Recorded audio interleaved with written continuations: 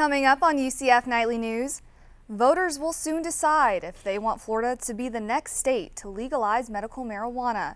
But what our investigation uncovered may just surprise you. And homecoming hits UCF. Find out how all the activities went leading up to the big game tomorrow. And Ebola precautions are being implemented right here in Central Florida. We'll tell you what hospitals are doing to ensure your safety. Nightly News starts now.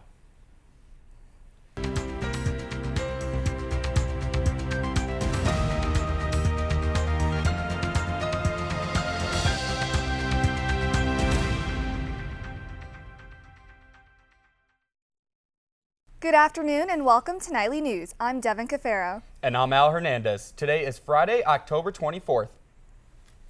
New information on Ebola in the U.S. surfaced last night. A Doctor Without Borders official says an American doctor in New York tested positive for the virus. Dr. Craig Spencer worked in Guinea and helped with the treatment of Ebola patients in Africa. In light of this new case, Florida officials are making sure we are prepared here at home. In Central Florida, health officials say representatives from 2 medical centers made an effort to purchase new, higher-grade equipment for the treatment of Ebola. Florida Hospital and Orlando health officials ordered high-grade personal protective gear for healthcare workers and even renovated the isolation rooms available on their properties. The new gear at Florida Hospital includes a power air purifier with a hood that covers the head, neck, and shoulders, 2 liquid-proof gowns, and double gloves. Florida Governor Rick Scott says Florida Health Department officials are taking action before the CDC instructs them for the safety of its citizens. The CDC and the federal government have already admitted they have failed to get ahead of the spread of Ebola in Texas. And we aren't going to let that happen in Florida. Today we're demanding the attention of the CDC and the federal government to ensure we have what we need to be prepared to respond and keep our citizens, our visitors, and all of our first responders and our healthcare providers that would take care of somebody afterwards safe. There are still no reported Ebola cases in Florida, and Florida healthcare officials purchased nearly $600,000 worth of protective gear for Central Florida and will officiate training sessions until the threat of Ebola is over. Tragedy struck Canada just 2 days ago in Ottawa. Michael Zehoff-Bibeau shot and killed 24-year-old Canadian soldier Nathan Cirillo outside of Ottawa's War Memorial on Wednesday.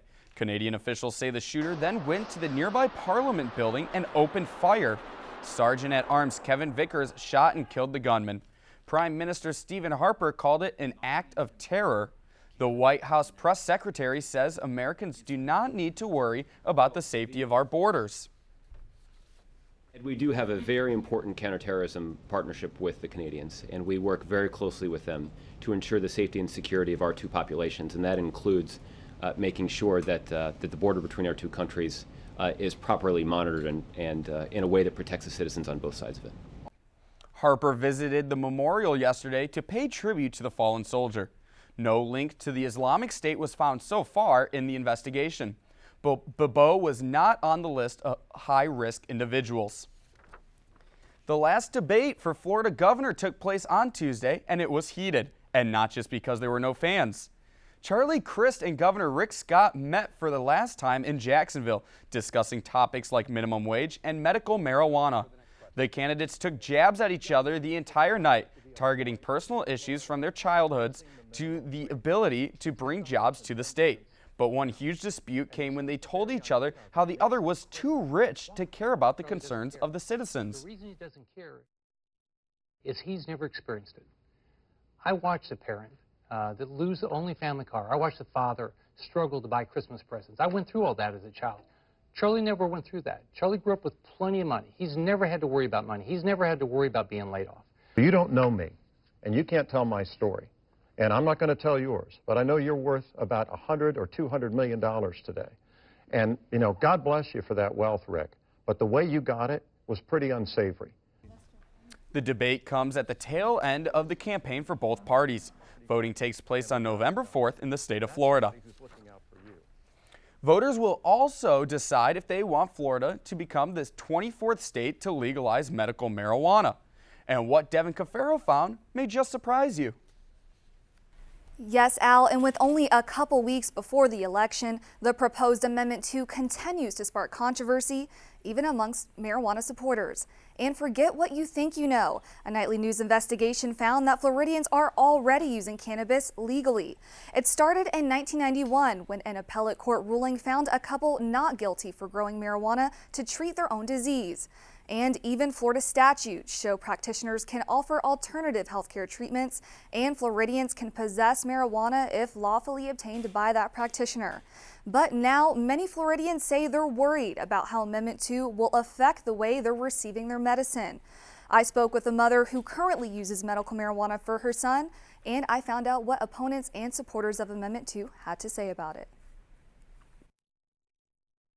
It's heartbreaking to know no matter what you do, no matter where you go, doctors don't have an answer for you.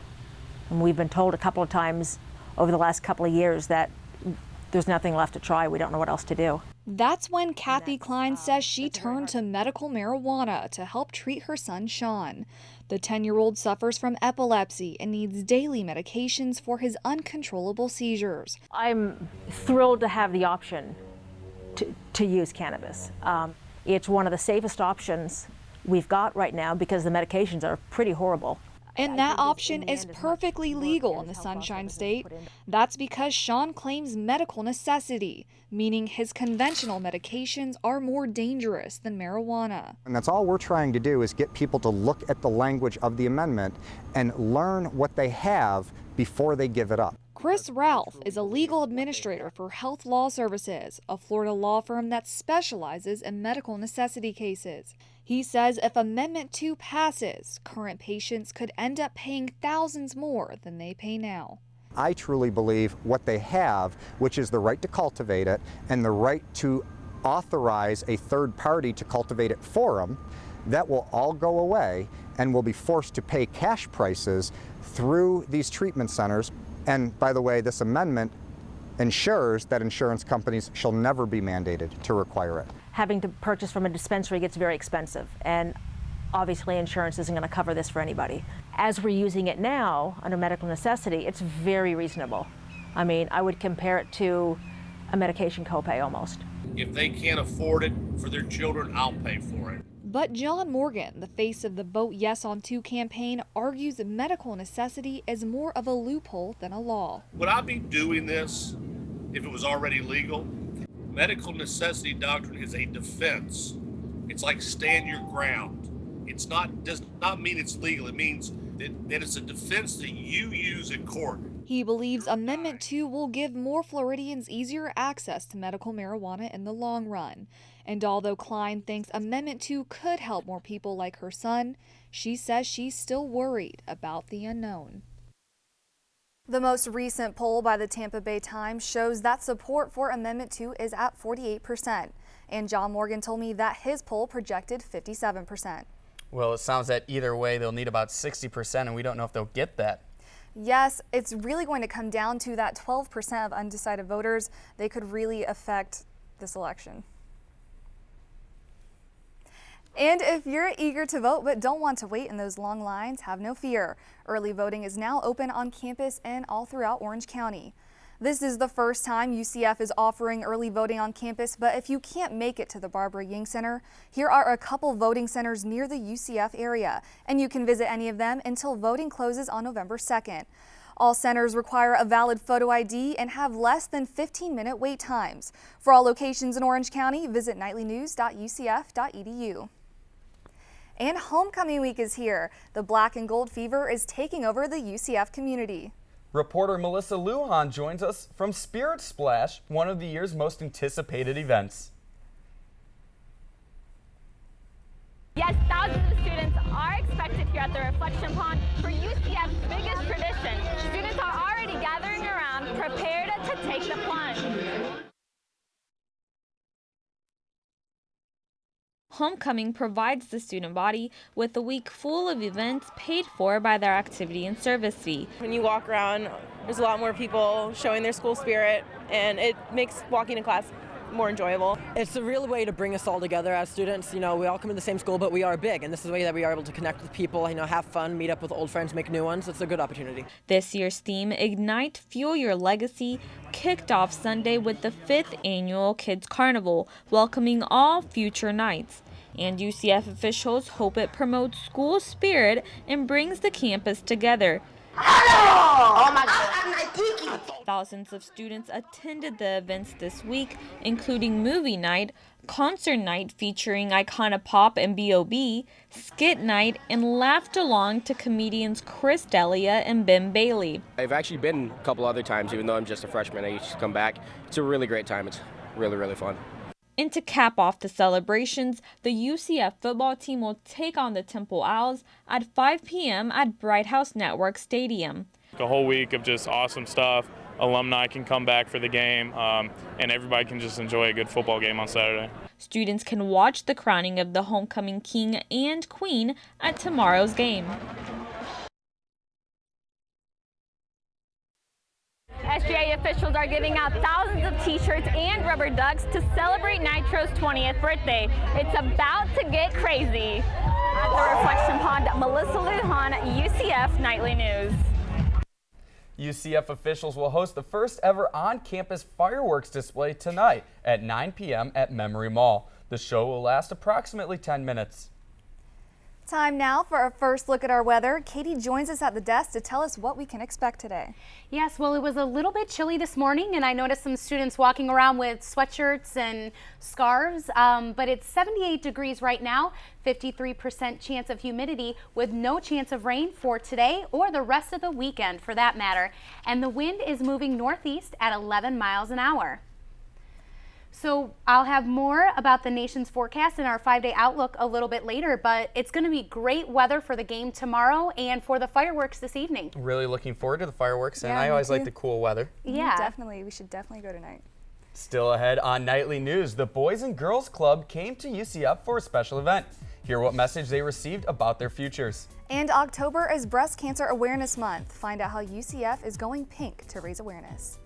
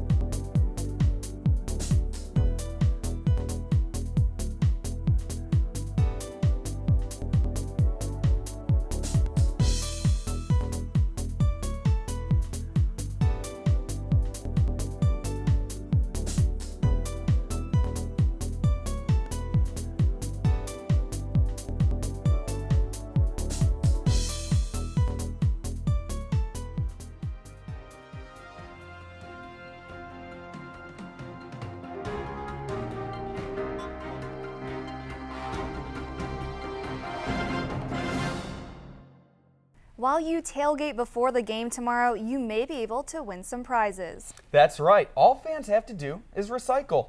UCF is participating in the Game Day Challenge. It's a nationwide competition where colleges and universities try to get the highest recycling rate during football games.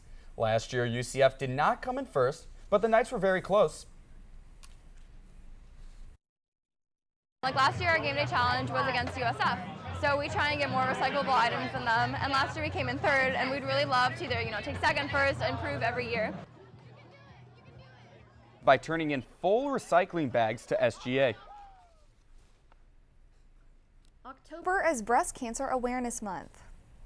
And if you're at the UCF football game tomorrow, you can stop by the Susan G. Komen booth to learn how you can help. Reporter Katie Callahan tells us more about how breast cancer impacts Central Florida and how the UCF community is showing support.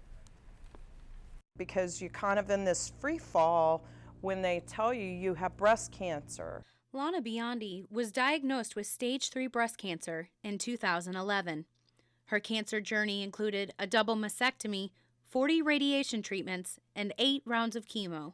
So emotionally and mentally, it's really difficult, both for you personally and your family. But we decided very early on, whatever I had to go through in order to survive it is what we were going to do. And she's not the only one. Breast cancer research shows 1 in 8 women will be diagnosed with some type of breast cancer in her lifetime. This year alone, more than 2.8 million women are fighting the disease, and many women are winning the battle. Biondi is now cancer-free and leads survivor parades throughout the year. At tomorrow's game, fans can visit booths to get information on breast cancer, like signs and symptoms and early detection methods. Be sure to get your mammogram yearly. Know what's normal for you. It's not just a lump. There are other signs and symptoms as well, such as bleeding and discharge, inward nipplage. So the key message that we try to spread again is that just knowing what's normal for you. Pruitt says the Susan G. Komen affiliate here in Central Florida raised $350,000 last year and is on track to raise even more money this year. Doctors say more than 80% of women diagnosed become cancer-free and go into remission. Breast cancer is not a death sentence. Biondi says hope, faith, and a strong support system are important parts of being treated for breast cancer. You can get through it, and you can find great blessings in all of it. In Orlando, Katie Callahan, UCF Nightly News. Fans attending the game are encouraged to wear pink to show support for breast cancer awareness. UCF welcomed some young visitors to campus this week to show them the importance of a college education. I was able to attend the Boys and Girls Club event and hear the same positive message that the kids received. Now, we have every 26 seconds nationwide, a high school student is dropping out. This week, UCF hosted the 2nd annual United Way Day of Caring for the Boys and Girls Club of Central Florida. Middle and high school students visited the campus and heard from multiple guest speakers and former Boys and Girls Club members. The guests included current and former UCF football players who emphasized the importance of a college education. Because there are certain things that's going to go on in your lives that you're not going to really understand. You're not going to know how to face it. And you might think you're alone in it when really there's more people that go through what you go through than you really think. Some of them never seen a college campus. Some of them really never seen what college actually looks like. So it's great for them to kind of get that visual and hands-on experience to kind of see what they're going to tackle in the future. United Way representative says the guests intended to give the kids hope for a bright future. Today, and know that regardless of what's going on at their home life, that there's a future for them that they can achieve. The day ended with a scavenger hunt and autograph session with the players. Victor Gray and former NFL running back Kevin Smith were among the football players to visit the event. The weather has been beautiful. When we come back, Katie tells us what to expect for the next few days. And a little later in sports, the Knights pulled out a win against Tulane. We'll tell you more later on in the show.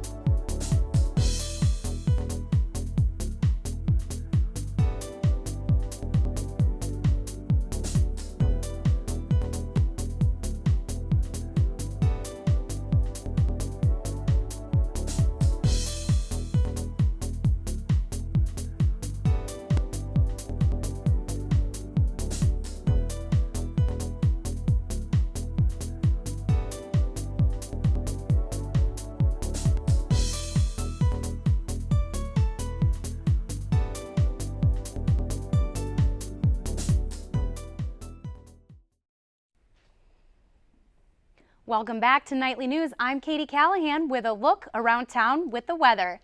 As you can see, the Sunshine State is a little bit cooler. We've got low 70s in the north, and then in Orlando, we're still pretty hot up in here at 86 degrees. Tampa is 79 and Miami is 81.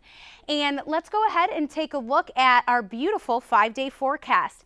As you can see, we are going to have no rain this week and in the low 80s.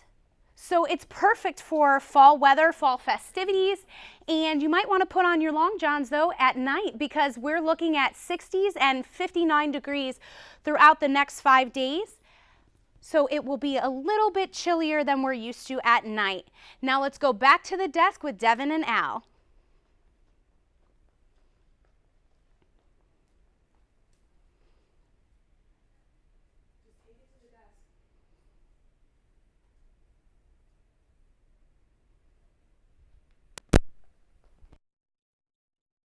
Up next on Nightly News, we'll tell you about sports. Yeah, guys, look forward to a great game this week.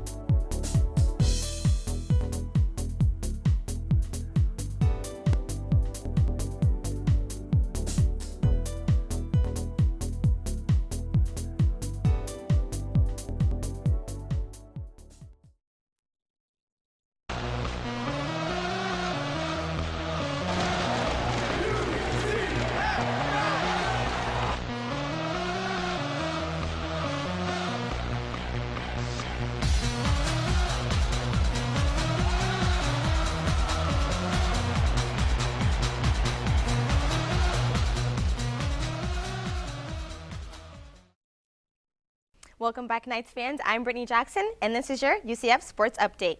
The women's volleyball team is on its way to a record-breaking season. They have a record of 8-0 in the American Athletic Conference and are ranked number 23 in the nation.